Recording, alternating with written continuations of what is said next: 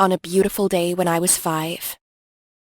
I was in the kitchen eating breakfast like a good kid. My mom rushed downstairs and threw me on her shoulder with half a pancake still in my mouth. "There's been an arson 2 blocks away. I have to be the first to report it." We arrived at the scene to see the whole mansion burnt down. Mom brought me to the grass by the window and sat me down with some coloring books and colored pencils. "Okay, baby, just sit here and color while Mommy goes to check out this place." I nodded and started coloring while Mom was working. "We're in Michigan, and our investigators are looking into a case of arson." Suddenly, someone yelled at me. "Hey kid, get out of there! The gas isn't completely off!" Just when the firemen rushed to pick me up and walked away, something inside the house exploded. We saw the window shatter and smoke come out of the window. We got to safety on the other side of the street, and not until ages later, we heard Mom calling. "Mila, honey, where are you? Oh, thank God you're here. What kind of parent are you? She could have been seriously hurt if you can't even take care of your own child." And that's the wrap-up of my childhood. Yeah, completely tranquil and not chaotic at all. Hi, my name is Mila, and I'm the daughter of a journalist mom and a criminal dad. Growing up, it was only my mom and me. And, as you just saw right there, my mom isn't really the best at looking out for my safety.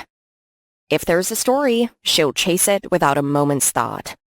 As for my dad, I didn't know much about him, but Mom told me he was a private investigator who didn't really care for the rules. He would bribe and trespass his way to the truth. His way of thinking was, to get info from outlaws, you need to break a few laws. And that was his motto until he was caught and thrown in prison for the crimes he committed while he was on the job.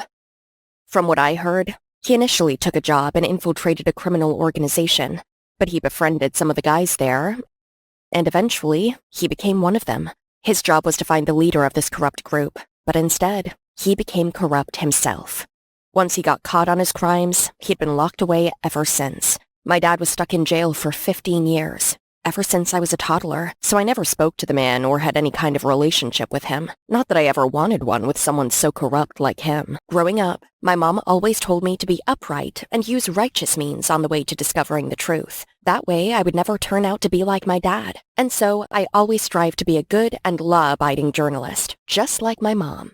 Life was hard sometimes, but we've managed it fine with just the 2 of us so far. Until recently, we got the news that Dad just got out of prison. So when my dad came home, my mom didn't let him back in. And I get it. The man was a criminal. One day, I was doing my homework, and then suddenly, the doorbell rang. Downstairs, Mom had opened the door, and there was a duffel bag full of money. I counted it, and it was $50,000. Mom told me to get away from the bag as she kicked it away from the house. "Mom, what was that bag of money for? You're not getting mixed up with the wrong kind of people, are you?" "No, I'm not. Don't worry about me. Go upstairs and finish your homework."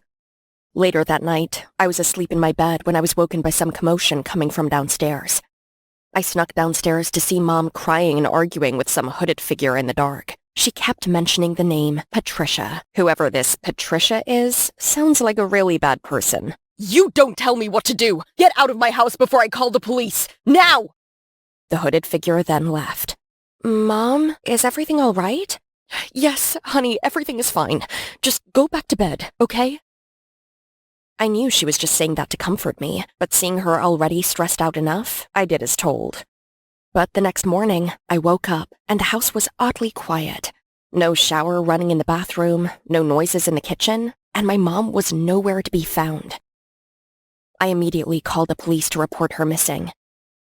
When the cops came, they found 2 plane tickets to Hawaii in Mom's laptop, and an email sent to my dad asking him to take care of me while she was away. So the police concluded my mom was just on vacation and disregarded my missing persons report.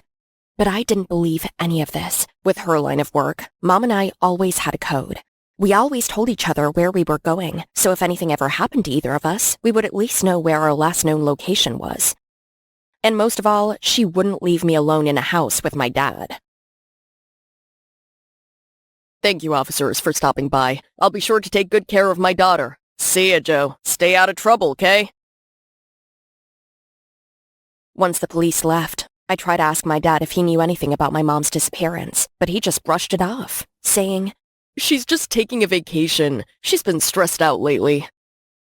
I tried to reason more with him, but he just didn't listen and already made himself at home. Ugh. Little did I know, he was more than useless. He was annoying. All he wanted to do was spend quality time with me. That morning, I woke up to a lavish breakfast and Dad with a ridiculous chef hat on. Good morning, my sweet Mila. How did you sleep? Come eat your breakfast before it gets cold. I was not in the mood, so I walked past him. Aren't you gonna eat something at least? Ugh, okay, wait up. Why don't I show you how to ride a bike? We didn't get to do that together. I learned how to ride a bike 10 years ago. From Mom. And I'm taking the bus to school. All right then, have a great... I slammed the door shut on him. Later that day, as soon as I got home from school, he already ambushed me in the living room. Let's go to Disneyland together. I know you girls love it. Come on, let me give you a shoulder ride, sweetie. Disneyland? Shoulder ride? I am 16, not 5 anymore. Am I the only one worried about Mom? I get it if you don't want to find her, but I do. I don't have time for all this father-daughter nonsense. I have to find out where Mom is. There's no need to. Your mom's just on vacation. How do you know? She'd never leave without saying anything to me. I'm a PI, remember? So what about you stop worrying about this and focus on your studies instead? Huh? Saying that, he then walked out of there. This was the first time he raised his voice to me since he got back. Strange. However, that evening, I went to Mom's room, hoping to find some clues, but instead found her door locked. Did you lock up Mom's room? Yep, that would be correct. Why, Dad? She's away, on vacation, so I thought it's safer, warding off any intruders, you know. Well, I need to find something quick, so can you open the door then?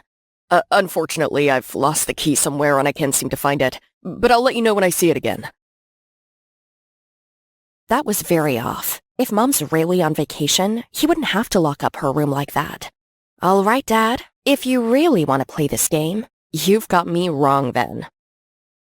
So, what do I know about Mom's disappearance?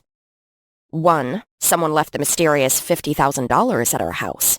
2. There was a hooded man at the door that night. Friend or foe? Mom seemed really angry at them, so not a good sign. 3. She kept mentioning the name Patricia. And 4. Does my dad know something I don't? When the school bell rang, as my classmates started packing up and heading home, I pulled out my phone and looked up Patricia. And I got an immediate hit on Patricia Morgan, an uprising politician who's running for mayor in our town. She seemed nice. Actually, all the articles posted about her painted her as a saint. Not even a single taboo article about her. How very odd. I texted my dad, telling him I'd be home late studying with a friend at the library, but that was only an excuse. I needed him to deter his attention away from me while I got some investigating done. My first stop, Patricia's villa, where she spends most of her time when she's not at her office. I headed to the subway, and right as I was getting off the train, I was suddenly pulled away. Hey! I don't know who you are, but you've got the wrong person! Shh, Mila. It's just me. I was shocked to see that it was Tristan. He's a classmate of mine. He's always quiet, but a known troublemaker. Tristan? What do you want? I know karate. Yeah, sure, I totally believe that. Would you just get off of me already? Hey, I don't want any trouble, okay? Just hold still for 1 second. I saw these 2 sketchy guys watching you on the train. I think they were looking for you just now, but they left. Wait, for real? Where are they? Suddenly, we heard a man asking around about me. Have you seen this girl?